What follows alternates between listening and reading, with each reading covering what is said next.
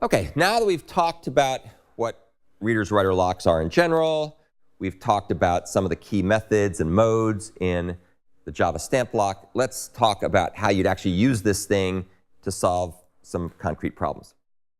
And the example I'm going to show you here actually comes from the documentation that's in the StampedLock Java doc file. Except they don't walk through it in quite the way I'm going to. So this will hopefully give you a good sense of how to use it for the different modes. The example we're going to use is we have a point class with fields x and y that are going to keep track of some coordinate in a Cartesian plane. And we've got a stamped lock that we're going to use to protect concurrent access to said x and y coordinates in the Cartesian plane. So that's what point does. X and y are the state that must be protected. And not surprisingly, StampedLock SL is going to be the thing that's going to be doing that protecting. So let's take a look at some of the operations you might want to do on a point. One thing you might want to do on a point is you might want to move it from its current position to some new position. And so if you do that, you'd call move, and you give it the new position you want it to move to. So what we're going to do in this case, we're just going to use a good old-fashioned ReadLock. This is just, exclusive access mode 101. No real complexity here. We acquire the lock in write mode. You can see we get a stamp back. With the lock held, we update the state. So we add x, and we add the delta x to x, and we add the delta y to y. So we update the state. And then on the way out, no matter what happens, we release the lock. And we release it as a ReadLock because it is ReadLock. We know that. There's no confusion or ambiguity here at all. A couple things to note here. This is probably a little bit of overkill to use a try finally block because it's really, really, really unlikely that adding delta x and delta y to x and y will throw an exception, but not a bad idea to get in the habit because other code you might write at some point would be more complicated. So it's a good idea to get in the habit of using try finally blocks. They don't really cost you anything in this case, and they implement the scoped locking pattern. Another mechanism we might use, or another method we might want to implement, is something called distance from origin. And so what that's going to do is it's going to figure out how far x and y are from the origin. It's going to compute that. And this particular approach can be a read-only method because we're not going to make any changes to the state of the point. We're not going to modify x or y. We just want to make sure that we have sensible x and y values that correspond to what's really going on, rather than having half of an x or an x that was one value and a y that was changed between the point when we looked at x and when we looked at y. Right? So we want to make sure we atomically read the values, but we don't have to do this in a way that acquires exclusive access. Multiple threads could simultaneously be calling distance from origin, and as long as nobody's writing or changing them, they can all run in parallel. So we're going to use an optimistic read lock to do this, and this illustrates the idiom for this. So the first thing we do is we call try optimistic read in an attempt to get an observation stamp, and that comes back here. Then with that lock held, and I use the word held loosely here because it's not really holding a lock, it's just taking a timestamp, or a version stamp, if you will. Then cur x and cur y, which notice are local variables inside of the distance from origin method. So that means that they will never be contended for because they're on the runtime stack. We read x and we read y. X and y, of course, are fields that might be contended for because they're not unique to that method call. So basically, this is the idiom that you almost always see used. We're storing these things into local variables, storing the fields into local variables. Everybody clear on why we do that? If you store things in local variables in a method, you never have to worry about those things being accessed by multiple threads, right? Because they're in the runtime stack of that thread, so pretty much by definition not going to be changed. But x and y could change. So then we come along and we validate the stamp. And what that does, if you were to peek in the implementation and you knew how to read the obscure C-like Java code that Doug Lee wrote, you would find that it's going to check to see whether anybody came along and acquired this lock in write mode between the point when we did the optimistic read and we did the validate. So if nobody did, right, in other words, if nothing was acquired in write mode, then validate is going to return true, and we will skip over this section of code, and we will go ahead and compute the square root of cur x times cur y plus cur y times cur y. So cur x times cur x plus cur y times cur y. That'll compute the distance from origin.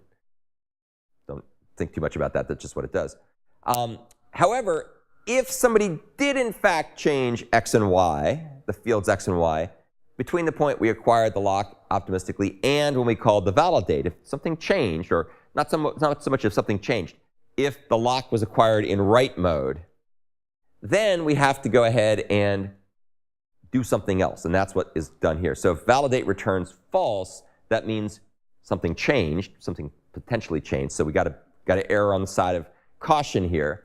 So we then go ahead and we call ReadLock on the stamped lock, and that will wait until we can get a ReadLock.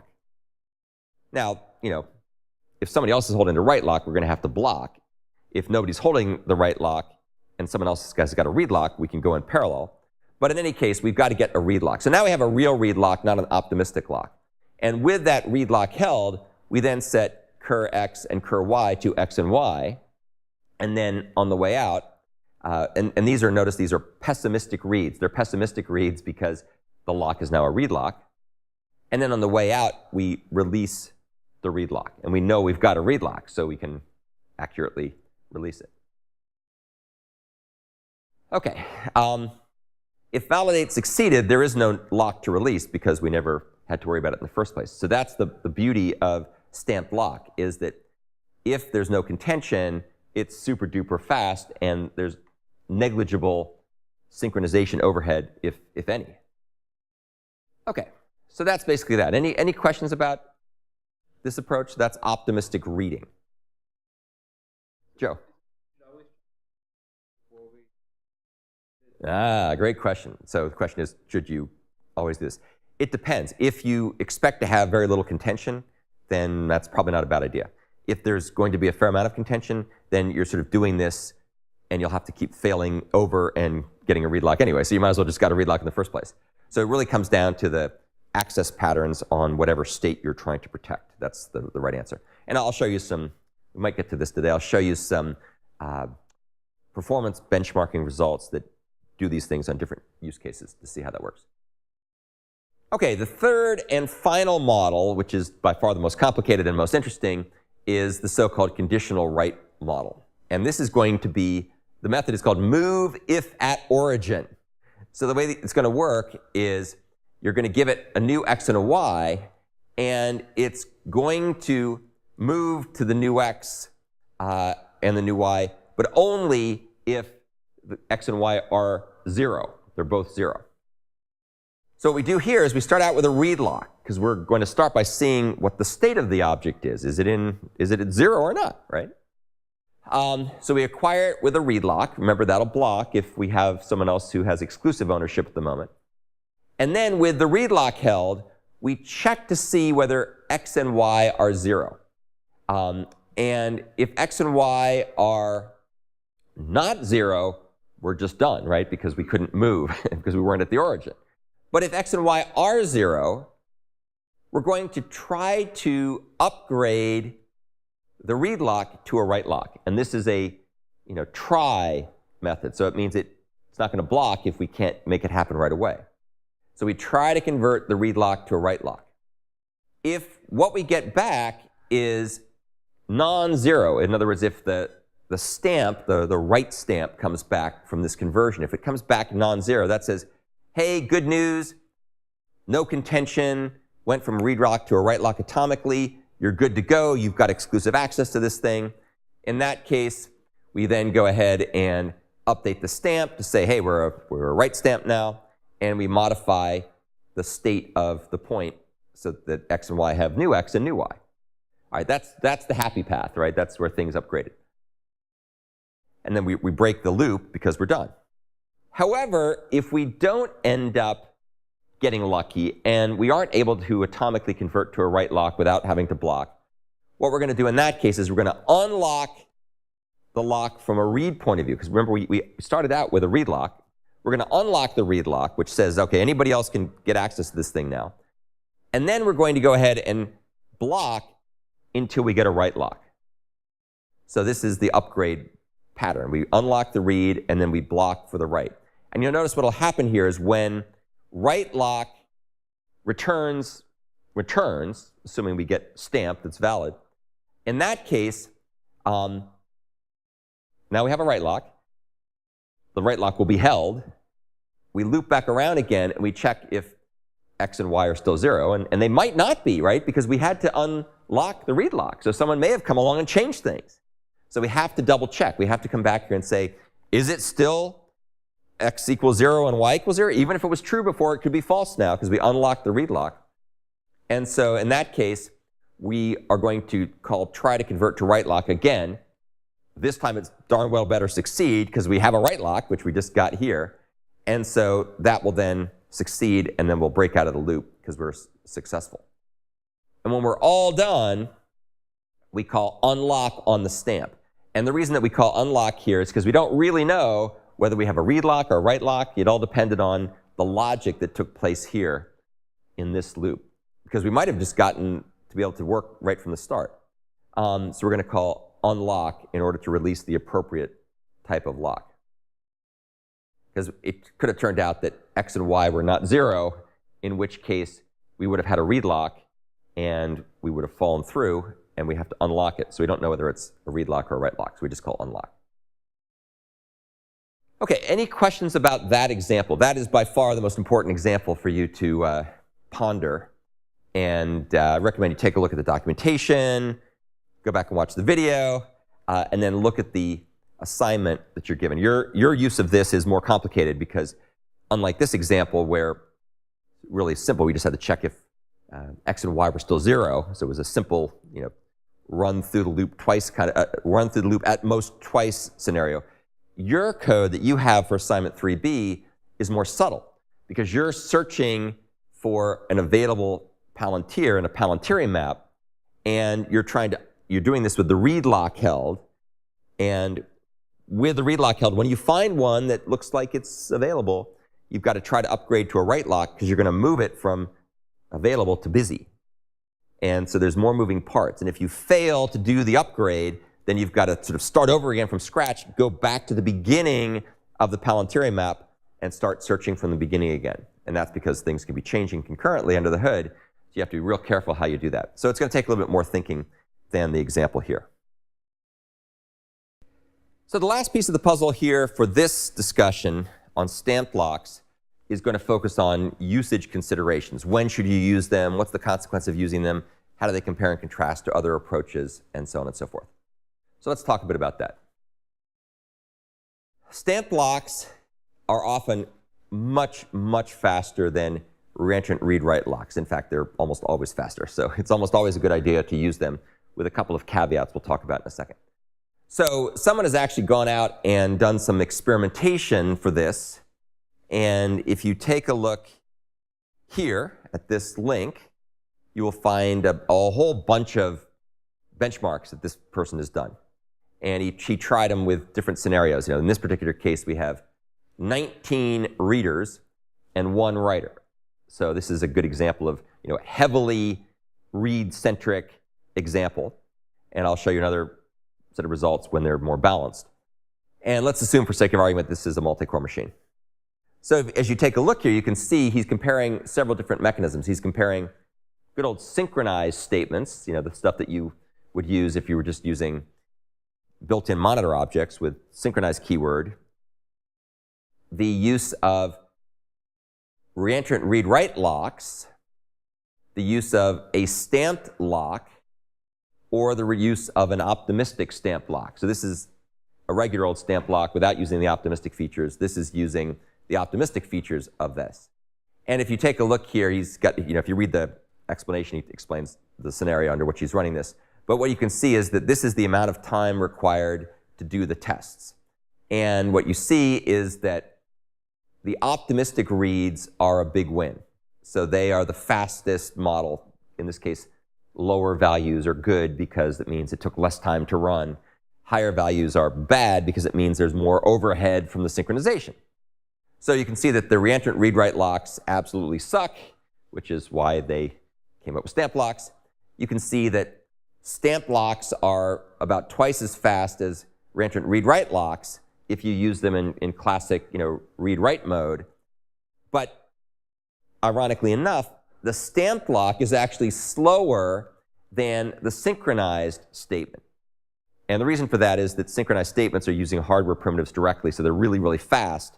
And stamp locks are doing things in software, so they're a little slower, or actually in this case, a lot slower.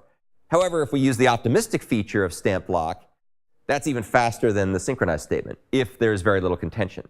And the reason for that, as we saw, is that you're not really acquiring a lock at all if you're lucky and you don't have any contention.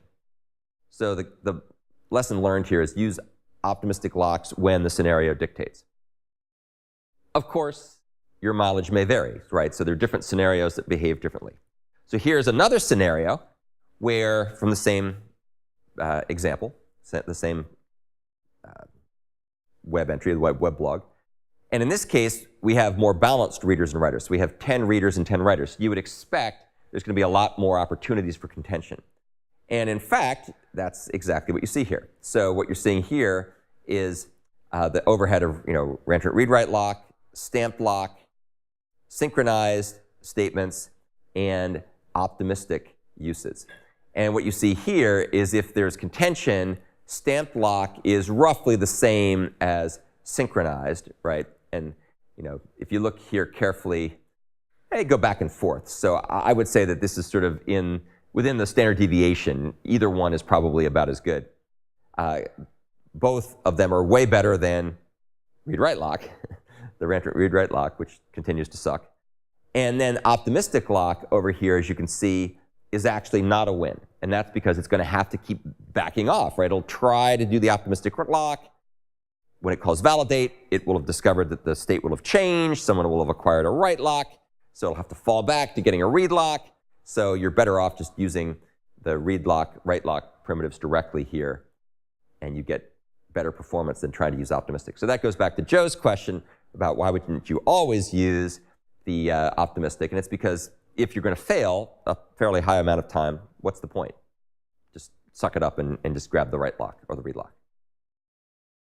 Okay, so I think that's kind of cool. And his article goes into more detail and has other scenarios, but those were the two key ones.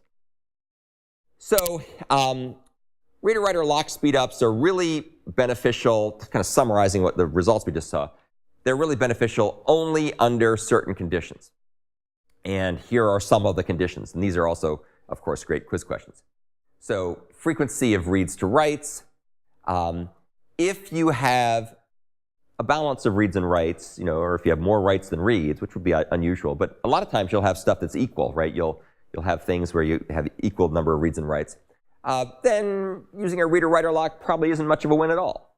So they're a real win if you have lots more reads than writes, as per our upgrading or updating the Vanderbilt course catalog example we talked about before, gazillion more reads than writes. Another situation here is how long do the read and write operations take? If the operations that you're doing with the lock held are really simple, then locking costs will dominate, so there won't be a whole lot of difference. But if you hold stuff or do stuff for a while with the read-or-write lock held, then you're going to get a bigger win. So that's just a typical issue with lock operations.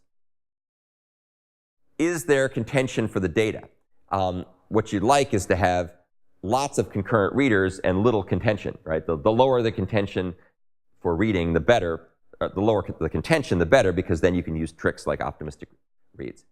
And of course, you'd like to have lots of cores. Ideally, many cores. The more cores you have, the more these things matter, because then you can actually get a win by multiple readers reading the data that's read-only data, or used in a read-only way. As a general rule of thumb, stamped lock is more complicated to use if you leverage its advanced features like lock upgrading and so on, or conditional writes. There's a lot more methods. So here's stamped lock. You can see there's a lot more methods. And the reason there's a lot more methods is there are all these different modes, and there's optimistic stuff and so on. Whereas with Reentrant read-write lock, it's a much simpler interface because there's not as many things as you can do. There's also these subtle usage patterns, right, like conditional upgrades and so on. And here's a little article that talks about this stuff and gives you some pointers and tips on how to use it effectively. Some other things that you got to think about is that invariants are tricky with optimistic read locks. You have to be very careful how these things work.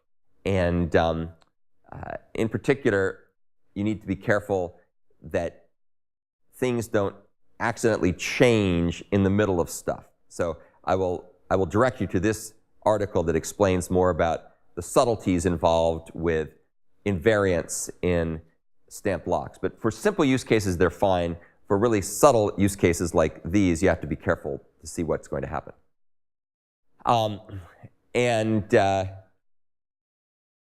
This is the issue here. Reads, fields, let's see, fields. Oh, I hate what do you call it? Is it a homonym? Is it fields read or fields read, right? So it should be fields read in optimistic mode may be wildly inconsistent. So the value of mx and my may be reordered, and thus mx may not always equal my minus 1. So you have to be very careful with respect to the order in which these things are pushed out through the memory. So that's another subtlety to deal with if you have dependencies between the fields, as we see here. Probably the biggest knock against stamped lock, however, is the fact that they are intentionally non-reentrant. And what that means is that if you have a callback that takes place in a class that uses read locks or write locks that are stamped locks, and then the method you're calling back reaches back in order to make changes to the data structure, you will end up deadlocking on yourself, or actually I think you'll just blow up and fail. So you can't do code like this. This would be an example of bad code. So we have some method 1, we acquire the lock for reading, we call some method 2 in the same class, which also turns around and tries to grab the read lock. So if you do this, then this second some method 2 call will blow up because the read lock has already been held in some method 1. So remember that they're not reentrant. In contrast, the reentrant read-write locks that are part of Java 5 and beyond are reentrant, as the name implies, and so you can use them in these types of use cases. So in my humble opinion, despite the fact that stamped locks are more complicated, if you need to use reader-writer locks in Java 8 or beyond, they're probably the best thing to use, unless you have reentrant issues or you've got subtle dependencies between fields and so on and so forth. OK, so that's the end of that section.